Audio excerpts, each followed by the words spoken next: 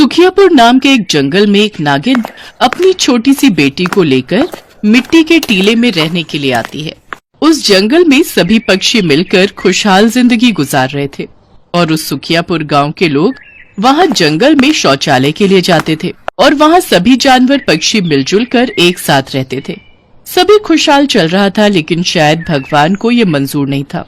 फिर एक दिन दो रेलवे के कर्मचारी बाइक पर वहां आते हैं। उन लोगों के बीच जो बातें होती हैं, वो सारी बातें वो नागिन अपनी कोठरी में बैठकर सुनती है। वो कर्मचारी कहते हैं, ये जगह बिल्कुल ठीक है रेलगाड़ी की पटरी लगाने के लिए। इधर से रेल को चलाना कितना जरूरी है ये तो हम सब जानते ही हैं।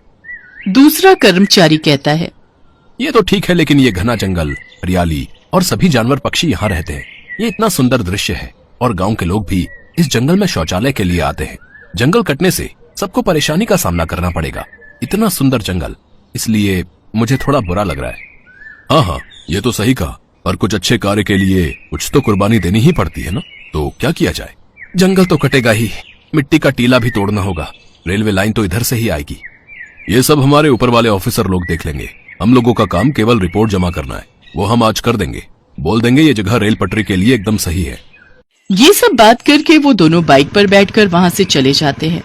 नागिन सब कुछ सुनकर डर जाती है और अपने बिल से बाहर निकलती है और अपने सभी साथियों को वहां बुलाती है और सारी बात सबको बताती है। सब कुछ सुना तुम लोगों ने, अब बताओ क्या किया जाए। तुम लोग तो दूसरे जंगल में उड़कर चले जाओगे, पर मैं क्या करूंगी? मेरी बच्ची तो अभी बहुत छोटी है और कुछ दिन पहले ही तो मैं यहाँ आई हूँ। मैं इतनी आसानी से ये अपना घर नहीं छोड़ूंगी। लेकिन हम लोग कर भी क्या सकते हैं? हम लोग उन लोगों के साथ लड़ाई करके भी जीत नहीं पाएंगे। तुम तो एक छोटी सी चिड़िया हो, अगर हम सब साथ हो जाए तो कुछ न कुछ जरूर कर सकते हैं। हम उन लोगों से जीत नहीं पाएंगे। इससे अच्छा हम समय बिताने के बजाय अपने नए घोंसले बनाने की जगह तलाश करें। हम जगह ढूंढते हैं, तुम चिंता मत करो। हम तुम्हारे बच्चे के लिए भी सही जगह देख लेंगे और तुम्हारे बच्चे की सही जगह पहुंचाने की जिम्मेदारी मेरी। हम सब एक साथ यहाँ से सही जगह पर जाएंगे। सभी ने नागिन को बहुत समझाने की कोशिश की, पर वो नहीं मानी। वो अपनी एक ही बात पर अड़ी रही, वो अपना घर छोड़कर कहीं नहीं जाएगी। उधर रेलवे वाले कर्मचारी वहां आ गए और अपना काम शुरू कर दिया और सभी पक्षी अपनी जगह खोजने की तलाश करने लगे, पर नागिन वहां से कहीं नहीं गई। उसने सोचा, मेरा साथ किसी ने नहीं दिया, लेकिन मैं यहाँ से कहीं नहीं जाऊंगी।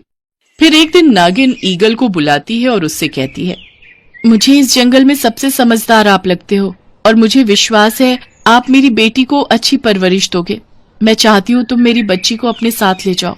मैं कहीं नहीं जाऊंगी, जाओ, उसकी देखभाल अच्छे से करना। तुम ये गलत कर रही हो। तुम्हारी बच्ची अभी बहुत छोटी है, उसे तुम्हारी जरूरत है। तुम अपनी जिद की वजह से अपनी बेटी को अपने से दूर कर रही हो। हम तो अपनी जान लगा के अच्छी सी ही पालेंगे। मैं जो भी कर रही हूँ सोच समझ कर ही कर रही हूँ और मुझे कमजोर मत करो। तुम सब मेरी बच्ची को अच्छी परवरिश दोगे, प्लीज मेरी बेटी को ले जाओ। फिर ईगल पक्षी उसकी बेटी को लेकर चला जाता है।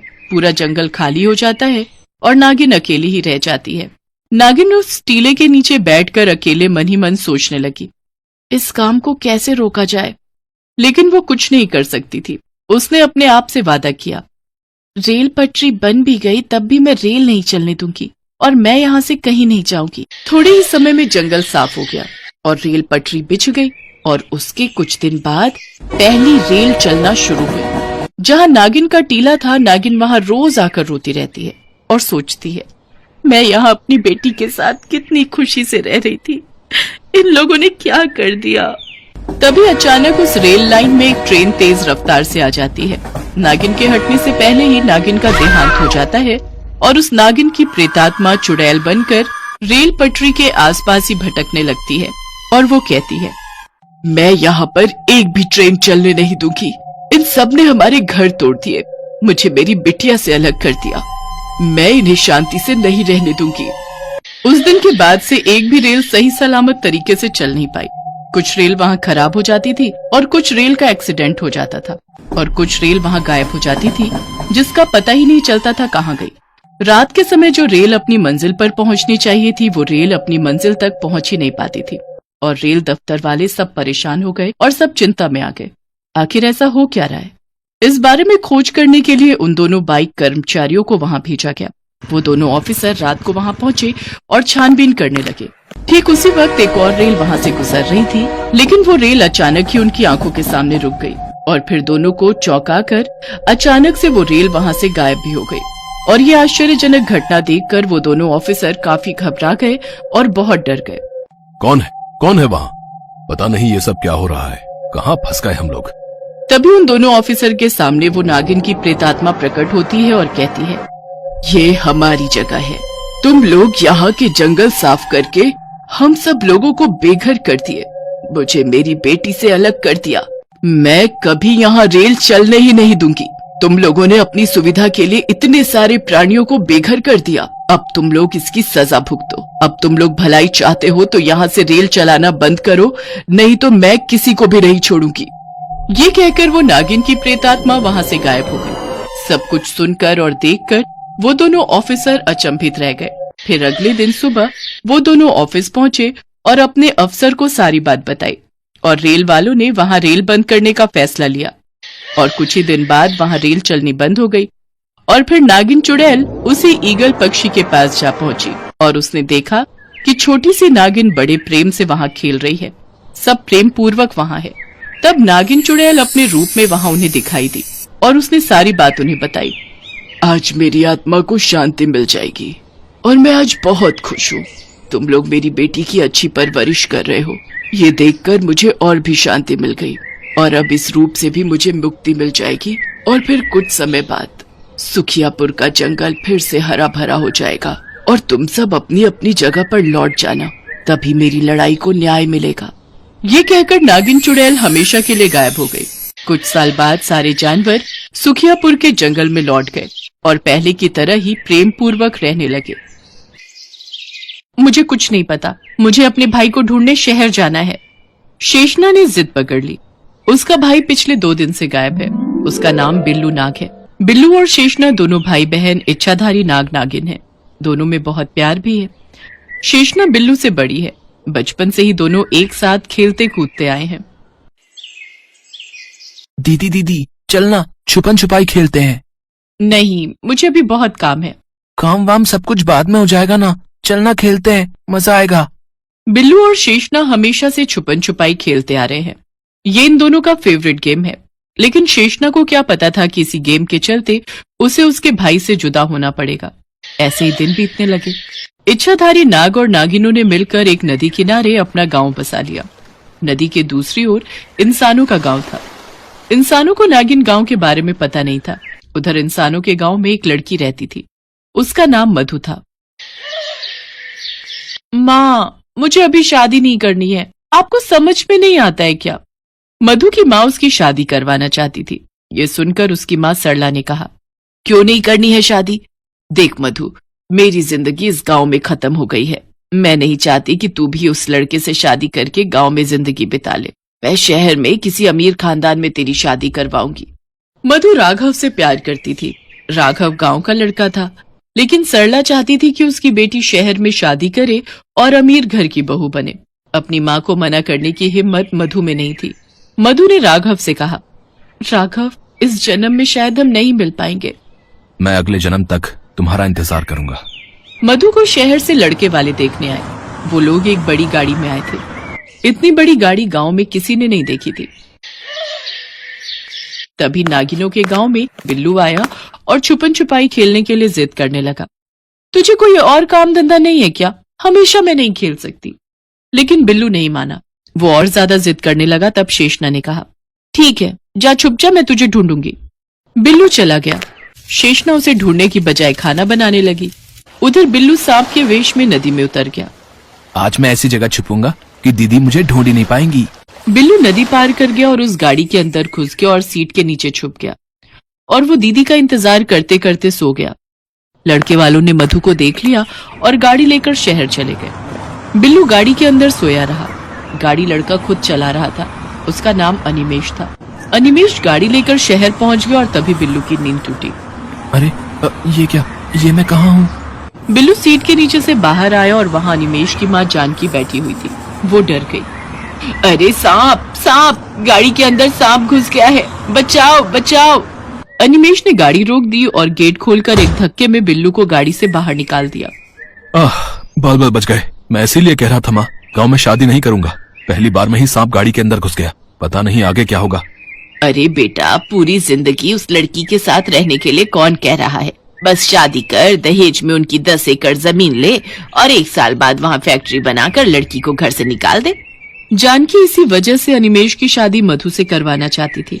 उधर बिल्लू रास्ते में गिरने के बाद परेशान हो गया। उसने अपनी जिंदगी में कभी इतने बड़े घर, इतनी सारी गाड़ियां नहीं देखी थी। अरे बाप रे, ये कौन सी जगह है? बिल्लू चारों ओर देख ही रहा था कि तभी उसने एक कुत्ते को उसकी ओर भागकर आते देखा। वो कुत्ता बड़े गुस्से में था। अरे बाप रे, कुत्ता! भाग बिल्लू भाग! बिल्लू भाग गया और एक झाड़ी के पीछे जाकर छुप गया। उधर गांव में खाना बनाने के बाद शेषना खाना खाकर सो गई। शाम को उसकी नींद टूटी। अरे मेरा भाई कहाँ है? बिल्लू अभी तक घर नहीं लौटा। बिल्लू, बिल्लू! शेषना बिल्लू को ढूंढने लगी। पूरी रात बीत गई लेकिन बिल्लू नहीं मिला। शेषना परेशान होकर रोने बैठ गई। तभी बिल्लू की ही उम्र का एक सांप उसके पास आया और बोला, मैंने कल बिल्लू को नदी पार करके दूसरी ओर गाड़ी के अंदर बैठते हुए देखा था। गाड़ी के अंदर? इसका मतलब वो गाड़ी के अंदर छुप कर बैठा था। लेकिन गाड़ी गई कहाँ? मुझे पता लगाना पड़ेगा। शेषना भी नदी पार करके इंसानों के गांव में चली गई और इधर उधर घूमते हुए मधु के घर के बाहर चली आई। अंदर मधु और उसकी माँ की बातचीत चल रही थी। माँ, वो लोग शादी में 10 एकड़ जमीन मांग रहे हैं। तो क्या हुआ? तेरे पापा ने मरने से पहले ये जमीन खरीदी थी। वैसे भी मैं जमीन का क्या करूंगी? तेरी शादी में ही काम आए वो जमीन। कम से कम शहर में शादी तो होगी। शहर शहर करके आपका दिमाग खराब हो गया है। कल उतनी बड़ी गाड़ी देखकर आप लालची बन गई हो। ये बोलकर मधु रोने लगी। चाहे कुछ भी बोल, तेरी शादी शहर में ही होगी। बाहर से सब कुछ सुनने के बाद शेषना को समझ में आ गया कि उसका भाई शहर पहुंच गया है। मुझे कुछ नहीं पता, मुझे अपने भाई को ढूंढने शहर जाना है। शेषना ने शहर जाने की ठान ली। 1 हफ्ते बाद मधु की शादी का दिन तय हुआ। शेषना भी शादी के दिन का इंतजार करने लगी। आखिरकार वो दिन आ ही गया। मधु की शादी हो गई और वो डोली में बैठ गई। लेकिन उसे नहीं पता था कि शेषना अपने नागिन रूप में डोली में पहले से ही बैठी हुई थी। डोली शहर की ओर बढ़ने लगी और सामने अनिमेश की गाड़ी बढ़ रही थी। वो लोग शहर पहुंच गए। अनिमेश ने जानकी से कहा, माँ, अब जमीन मेरे नाम हो गई है। मुझे इस लड़की के साथ 1 साल तो क्या, 1 दिन भी नहीं रहना। मैं इसे यही मार देता हूँ। बोल देंगे कि ये डोली से भाग गई है। जानकी को भी ये आइडिया पसंद आया। डोली रोककर उन लोगों ने मधु को बाहर निकाला। क्या बात है, रास्ते में क्यों उतरने के लिए कहा? तुझे मारने के लिए। मधु डर गई। शेषना डोली से निकलकर अपनी भाई की खोज में जा ही रही थी कि ये देखकर वो रुक गई।